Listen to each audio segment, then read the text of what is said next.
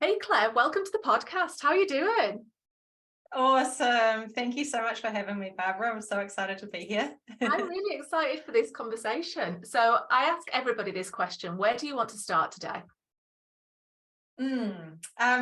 I feel like I'd love to start at sharing about a time in my life where I was kind of, so many things shifted for me at once. And it really began my internal journey into discovering even more about who I am. And it really started to kind of shift my life to where it is today, I suppose. Oh, amazing. Oh, that sounds fantastic. Tell me more then. What happened? Yeah. So it was 2008, and all in that year, I moved with my husband, well, partner at the time, now husband, to Melbourne. We packed up our lives into a couple of suitcases, moved over there. We live in New Zealand. We moved over to Melbourne, thought, let's go and live overseas for a while. I'd lived in London and, traveled the world, but he hadn't. So that was going to be an amazing, fun adventure. And I was a primary teacher prior to that, but I was like, right, I'm ready for a change. I really started to get into personal development and was like really into the law of attraction and just loved like all of that sort of thing. And I didn't want to be just being a teacher anymore. So I booked into a life coaching course. And then when I was doing that life coaching course, I discovered I was pregnant 2 months after we'd moved to Melbourne. And my husband and I had talked about not having kids, but never about having kids. So, it was a big surprise, but of course, it was wonderful. And it was, looking back, I was so pleased, of course, that all happened. But it really, that year was such a big shift for me in how my life, the trajectory of where my life then ended up going. So I did my life coaching training course. I did another course. I trained as a PSYCH-K practitioner and then did my Advanced PSYCH-K Practitioner training. And became a life coach in that year and then had a baby by the end of the year and moved back to New Zealand. Oh, you went back to New Zealand in the end. You didn't stay in Australia. So you had all of this change happen all at once. So let's talk about that, because sometimes when change just happens, it can be difficult to navigate that. What happened for you? What was going on behind the scenes? So much. So, like I started off kind of deciding to do life coaching with these big dreams and visions of doing it in a particular way. And that was, going to be sort of my next chapter of my journey. But then when I became a mum, I didn't want to work. I just wanted to be at home with my daughter. And so it was me deciding what I wanted my life to look like. But then, of course, becoming a mum, it was also that deciding what my life was going to look like too. Because before I had a baby, I was like, nothing really needs to change. I can just still keep living this, free, do whatever I want in life.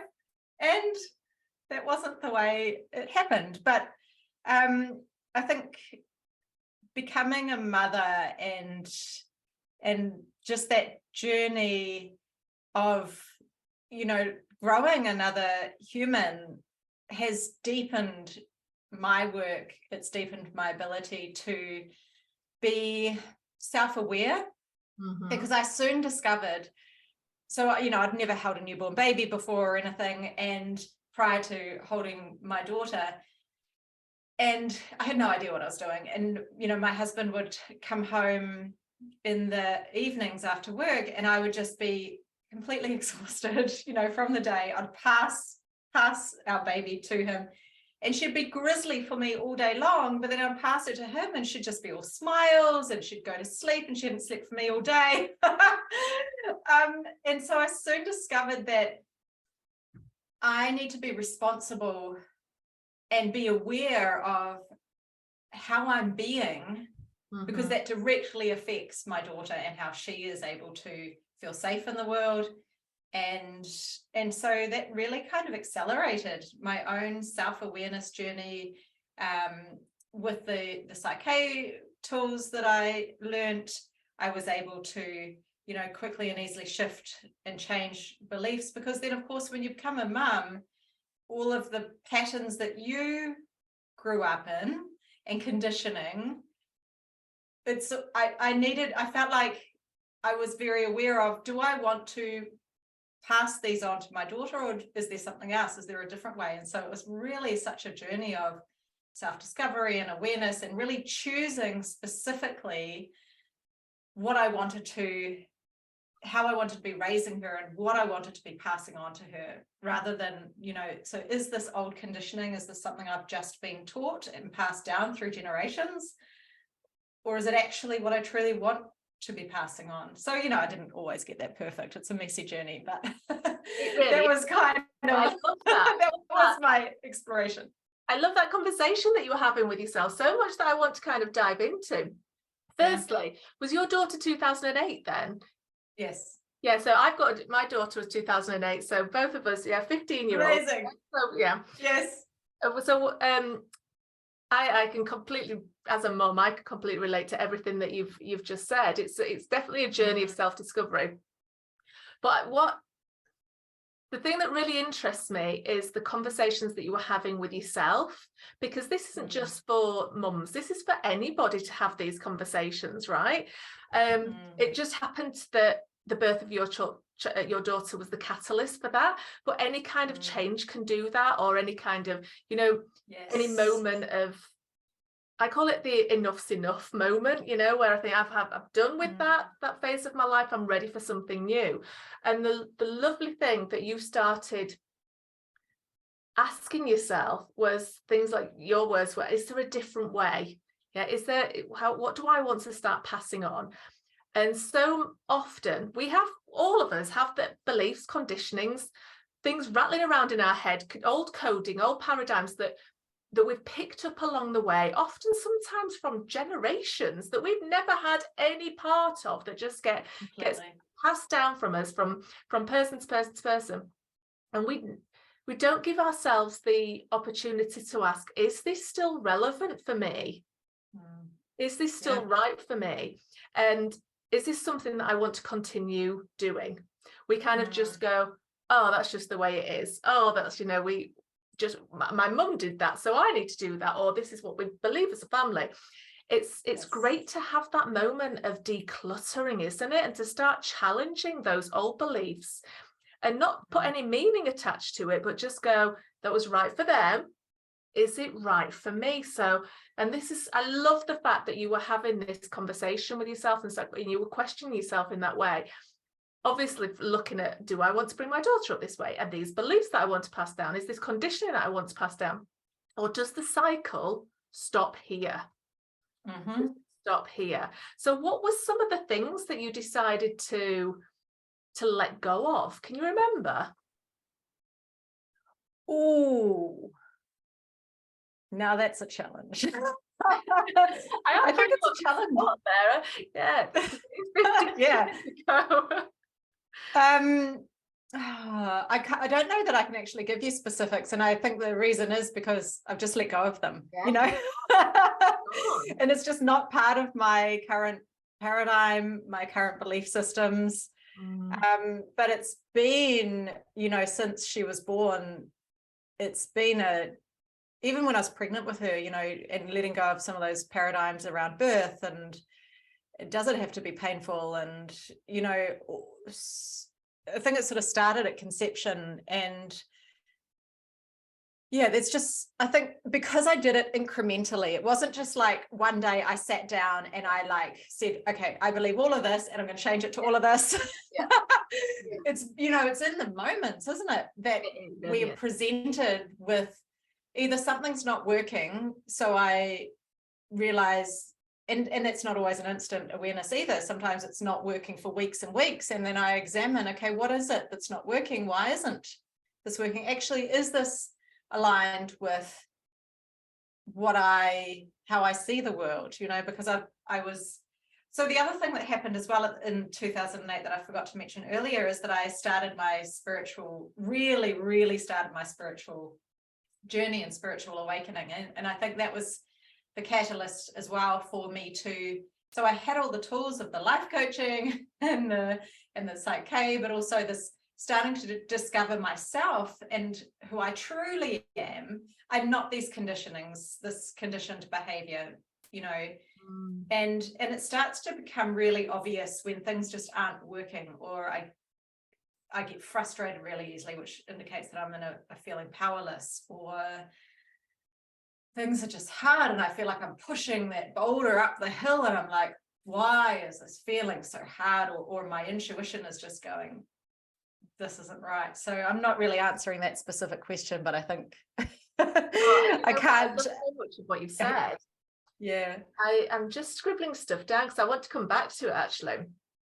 So there's a couple of things that I find really, really interesting. One, I'm very curious actually, before we continue, how did your spiritual journey grow?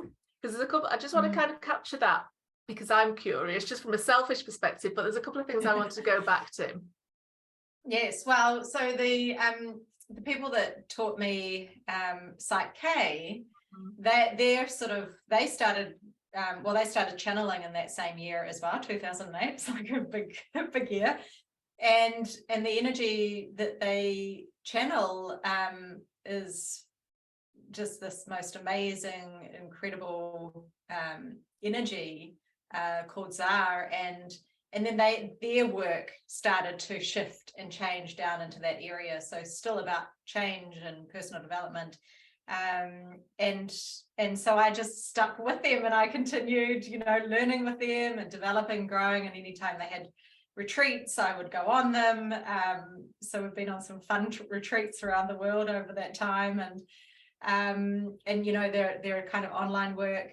And it's been a really, I think just following really what my heart was calling me to has really helped me, to uncover who I am, what I want and how I want to be, operating in the world, being a mother in the world, sharing my work in the world, really aligned me with my soul's purpose, because I've really strengthened that connection with my soul. And now I can, it's been a journey, but now for the most part I live from a space of being really connected with my soul, which is how I describe who I truly am. It's this energy and physical combined. So that's kind of been the journey that I've been on. And if anyone's interested in my friends who channel, it's saffronheart.world, Mary and Gary O'Brien. They've become really good friends of mine now. And yeah, just incredible work. So that's been my kind of journey along the way. Oh, I just love that. I love the fact that that 2008 was a real opening of so many different doors for you, wasn't it? Yeah, it was like the opening of the portal of a whole new world.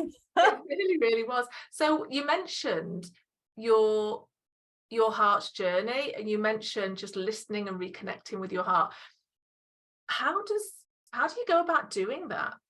If anybody's listening and think, I don't know, because I'm very much in the now, I'm very busy, I'm very, trying to I'm on this hamster wheel. How can you go back to just finding yourself again and reconnecting?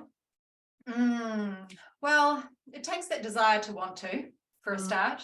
And often I find that desire comes from an inner calling to say that's like an unrest, and it says this calling is kind of this nudge or this whisper that grows louder and louder, and often the more we ignore it, the more kind of uneasy our life becomes. Until we finally say yes to that inner calling and start to explore that. And that inner calling often comes from that, gut feeling or that heart space. And when we decide to start to listen to that inner calling, then we start on the journey and the exploration of who we are, and that's, I think, why a lot of people start to go on spiritual journeys and start to search for more meaning in their life. So it starts with that decision, and then it just starts with that kind of awareness, that practice in the moment. And this is what I'm really passionate about supporting people with, and I've got a free 1-minute recharge meditation that people can use. I'll share the link with you, where they can just, moment to moment, just tap back into this inner knowing, this heart's calling, because our lives are busy and we are often on this hamster wheel, because particularly if we're mums, or if we're running a business, or if we've got a busy job, like women these days, we've got it all, but we are doing so much. We've got so much on our plates, and to listen to that heart's calling and to start to really nurture that and take these moments in between the other moments for yourself, I find is one of the best ways to do it, because it's not always possible to grab like a whole chunk of time every day for ourselves. Sometimes it is, and that's amazing if we can. But, particularly if we've got like young children and we're trying to balance so much, taking these moment to moment times and just coming back into ourselves and just really breathing into our gut feeling and our heart's feeling and that inner voice, and allowing ourselves to nurture that and grow that and follow that, and trusting that we will be guided in the right direction as we do that. And we start to discover such a richness that lives inside when we start to allow that to grow and to be heard and to nurture that more and more. And it's incredible as we do that, because so many of the old patternings and ways that we've been taught to live, or the conditioned ways that we were referring to earlier, as we start to really realign with our soul and start to express our soul's purpose in our lives, a lot of that old conditioning just kind of drops away, because it's just no longer a frequency match anymore for it. So that's a really beautiful part of it, and I think that's part of the reason why it's so hard to pinpoint those things that I've let go of, because some of them have just slid away. And the thing is that so many people say to me, how do I let go of things? I'm still holding on to things, whether it's old conditioning or it's old just beliefs from parents, from just from everywhere. It can feel so heavy, can't it? And it can also feel like you have no choice but to continue in the same pattern, even if it doesn't feel right for you. And I often describe it like walking literally in somebody else's shoes. Shoes are, they do live a purpose, but they just don't fit you anymore. And I love how you describe when you reconnect with yourself, when you start to check in with yourself, when you start to tune in and listen, that all of those old beliefs and conditioning just melts away, because it just doesn't fit. It just doesn't fit. So let's talk about how to do that in a busy day. How do we actually start to listen and tune in when we've been so used to drowning ourselves out? I think there's no other way of describing it. It's just our true selves. When we're so used to drowning ourselves out, how do we reconnect and start to listen? And how can we tell if that's the right voice that we're listening to? This is a huge question. Yes, so I think just something as simple as putting your hand on your heart and just taking some deep breaths is a beautiful place to start. We so often, when we're busy, we take short, shallow chest breaths, and we don't even really drop into the body a lot of the time. We live in the space of the head and the thinking, and that's that hamster wheel kind of feeling. It's just cycles and goes on, keeps that cortisol running through the system and keeps us in that stress state, which is also keeping the body in a state of stress as well, which is not aligned with our self-healing state and our optimal way of being. So the more throughout the day that we can just, come into our body, even placing a hand on the heart and a hand on the belly, so that we can really start to access that deeper wisdom and breathe into those spaces really deeply, breathing and even just feeling that energy. If we are in that real headspace and we're in that spinning headspace, allowing that energy and that heaviness of all the shoulds and the expectations and all the ways that we're being drawn in other directions, just allowing that just to drop and allowing our heart to receive it, and allowing our tummy gut feeling, our gut wisdom to receive it. Mm-hmm. And as we oxygenate the body, we start to bring our body into the parasympathetic calming system. We start to activate the vagus nerve, which is the longest nerve in the body, which when we activate it through deep breathing, it starts to bring us into our body's optimal state of healing. And so there's so much in this, but just by taking these few short, long, deep breaths, not short, but doesn't have to be for a long period of time, really just allows us to drop in. And the more we start to do it, the more we really get that nourishment from it, in the same way as we get nourishment from healthy food and exercising. And so taking that time to really drop into that space and starting to just get to know ourselves in this different way, having this different relationship with ourselves, with who we are, with this wisdom that's available within us. And knowing, I think, as well, that we are not just, this is my belief and my experience, and I know there's varied beliefs, but we're energy first and physical second. And so much happens on this energetic level. And when we can keep coming back into the energy of us and cultivating an energy of calm, an energy of peace, an energy of joy, then that is how our life starts to shift and transform, because we're shifting our own energy. Then the old conditions and beliefs aren't a part of that. And then energy reflects energy, the law of attraction.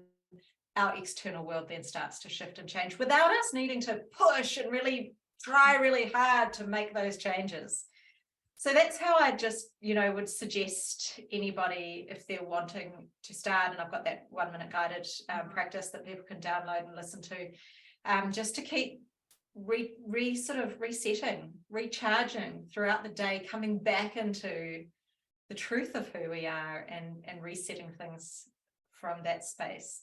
And so the second part of your question was, how do we know the difference? And that's such a common question that people will start to ask. And I definitely did at the beginning of my journey as well. I was like, well, how do I know the difference between my fears, particularly in having to make choices and decisions for my children? How do I know what is just something I'm scared about might happen, or if my intuition is telling me don't do that because this might happen? And that has really, it's taken a while for me to figure out the difference, but it's been through cultivating this relationship with who I am, with how my true self communicates with me. And that true self is this, the energy first, physical second self, and starting to feel into, so just that kind of process of awareness. So if I'm scared about something, noticing where that energy is. And often if old fear, it'll be just in my head and I'll be overthinking it. It'll be cycling round and round and round. And this manifests differently for everybody, which is why, it's about cultivating this relationship. But, and then when I know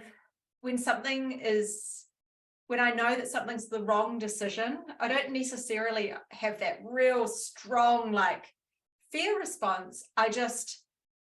I have that the energy is down further, and I have that gut feeling of something doesn't feel right here.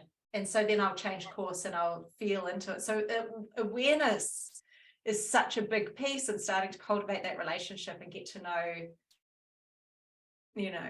how our inner voice and our inner wisdom is starting to speak to us. And And that's so true.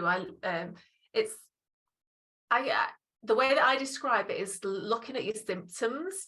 So, well, how do you feel in any kind of situation? How do you feel when you just know, that something's not quite right, or that you're starting to feel afraid, or when that something's 100% a hell yes, we need to go for it? Whereabouts are you feeling it in your body? And this is where I love your reset, your process, because by just allowing yourself those check-in points throughout your day, you're going to feel different things at different points during the day. So it just allows you to go, okay, this is how I'm feeling. This is where I'm feeling the energy. And this is what it looks like for me. So, it's interesting, isn't it, that when we start to check in with our own body, we can start translating that, and it just becomes easy. And you mentioned earlier, and I wrote it down because I think it's so poignant, it's such an important phrase. A question that you asked yourself is, why is this feeling so hard? And so often we get stuck, don't we, in the trap of just, and again, I call this the muddy puddle, where we just feel completely stuck, and we feel as though we're pushing and just dragging something on. But it doesn't have to be that way, does it? And when we start to reconnect with ourselves, we can start to see the path of least resistance. Yes. And by that, it doesn't have to be the easiest path, the one that's not going to challenge you, because I know when I've chosen that, it's often challenged me, in ways that I'd not even thought of, but it's challenged me in the right way. Yes. So when we're looking for that path of least resistance, what is it that we need to look out for? I know I'm asking you lots of deep questions here. I love it. Today. What are we looking out for? When do we start to get those magical breadcrumbs? The things that we know that we're on the right path.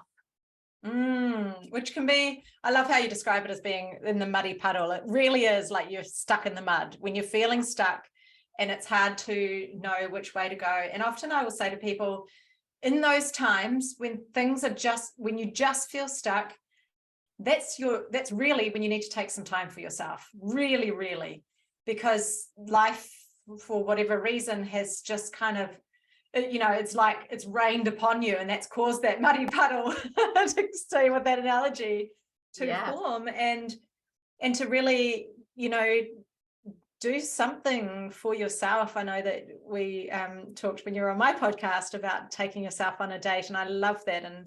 And so giving yourself that time, checking in, what is it that I need right now? Do I just need a big long sleep?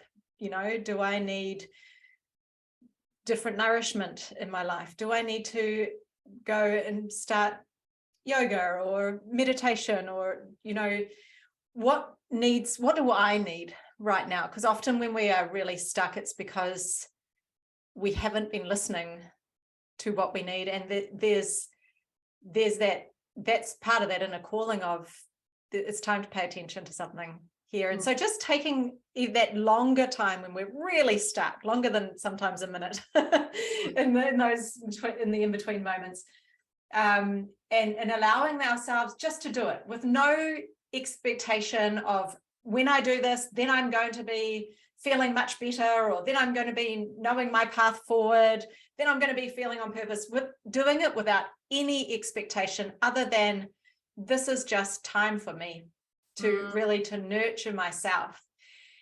And when we do, we start to feel those sparks of inspiration, those magical breadcrumbs start to appear, because then we can start to hear our own inner voice more clearly, when we've created that space for ourselves. And you'll know when you feel them, because they do feel magical. They do feel like little sparks inside, because you're getting that connection with your inspiration and your creativity, and it's this inner part of you wanting to be expressed more and more in your life. And this is your soul's purpose, is to be fully expressed in your life. It's not necessarily tied into doing a specific job. It's how we're being in the world, and following those magical breadcrumbs is how we really do that. Oh yeah, I completely agree. It's that, it's just welcoming yourself home, isn't it? Yes. There you are. I feel like myself again. And I know that's what my clients say to me all the time. I feel like myself again. I remembered who I am.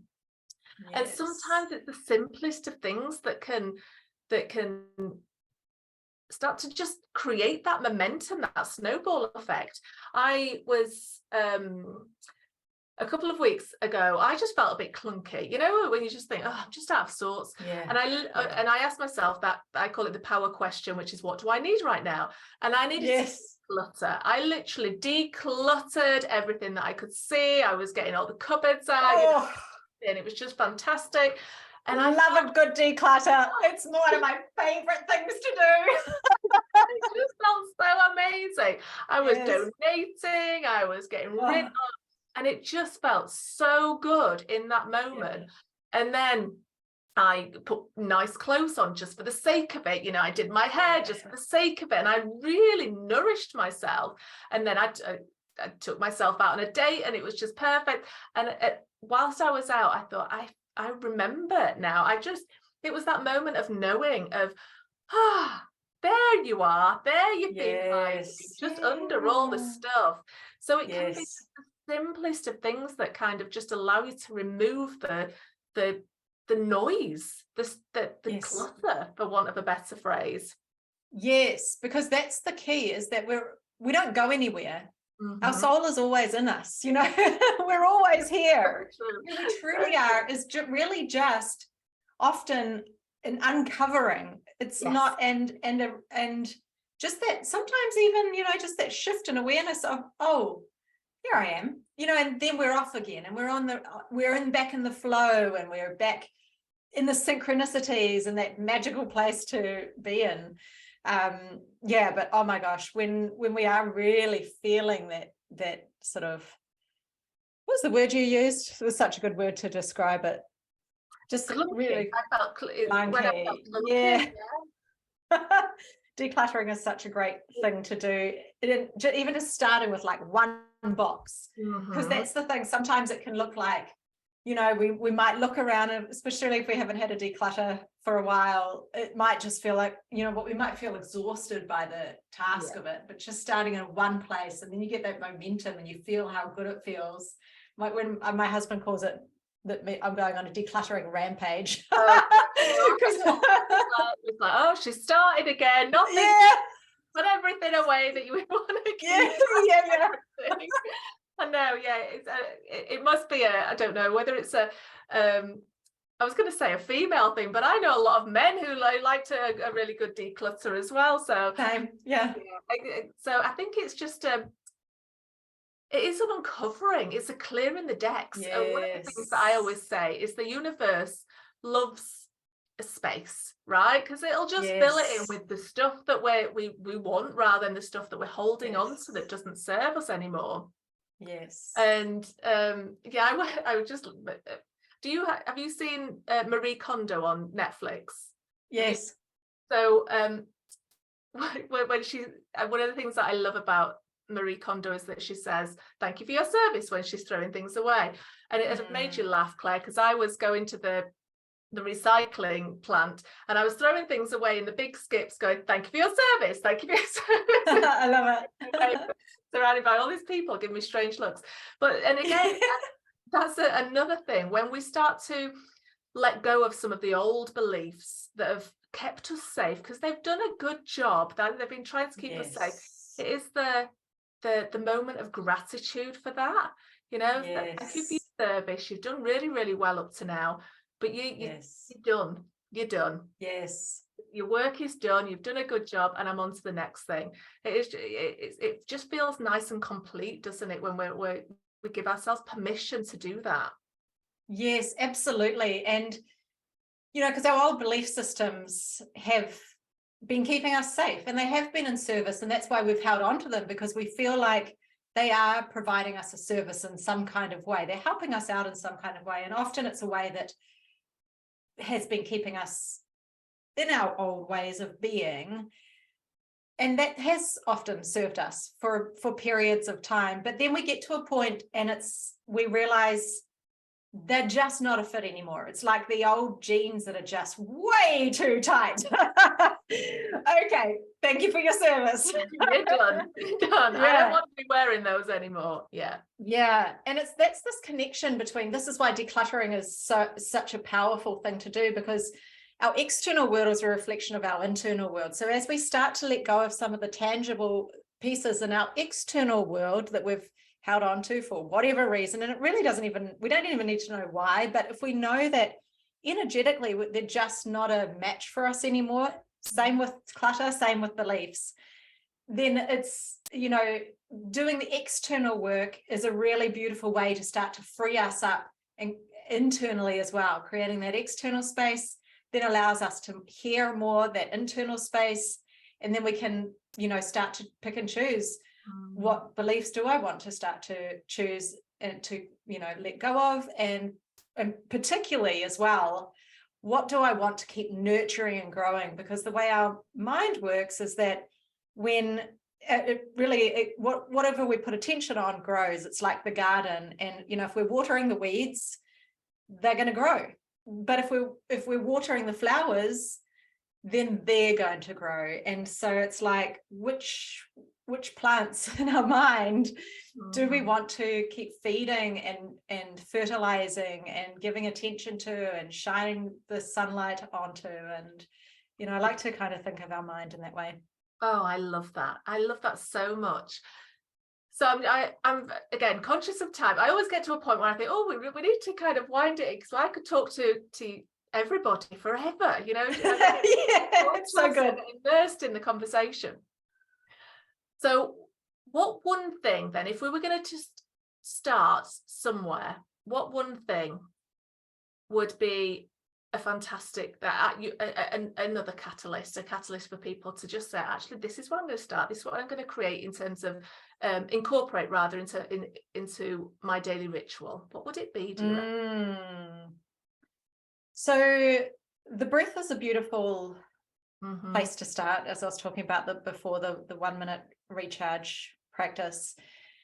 But I think as well, what I'd like to highlight here is being in the mindset of curiosity. Yeah. Because curiosity is such a fun, playful way to be. And when we look at the world through the eyes of curiosity, it's got that childlike playfulness about it, and it keeps us out of that judgment, which judgment keeps us stuck in old patterns and can send us into that downward spiral and keep us from really living the lives that we're desiring to live. So when we can really explore life through that curiosity of, why is this feeling so hard? Oh, I loved today. What was it about today that I loved? And in our external world, that curiosity of, I wonder why my office is just such a mess right now. What is that? How am I feeling? What needs to shift? What needs to change? And starting to explore things, and I don't mean to take this in a serious way at all, with this playful, light curiosity, without judgment of ourselves as to why our office has become a mess or why things are feeling hard, but just we can start to uncover so much about ourselves, about the way we've been living, about the way we want to live, when we look through the lens of curiosity. So I think that's what I'd love to share with your listeners. Oh, what a fantastic place to finish up. Claire, where can people find you? Thank you. So my website is claireshamilla.com. If you're interested in the recharge practice, it's claireshamilla.com/recharge. I'm Claire Shamilla on Instagram and Facebook, and I've also got a podcast as well, which Barbara was a fabulous guest on, called Rock Your Magic. So you can find that anywhere you listen to your podcasts. Amazing. Thank you so much, Claire. It's been an absolute pleasure. And go and find Claire. All the links are in the show notes, and I'll see you soon. Thanks, Barbara.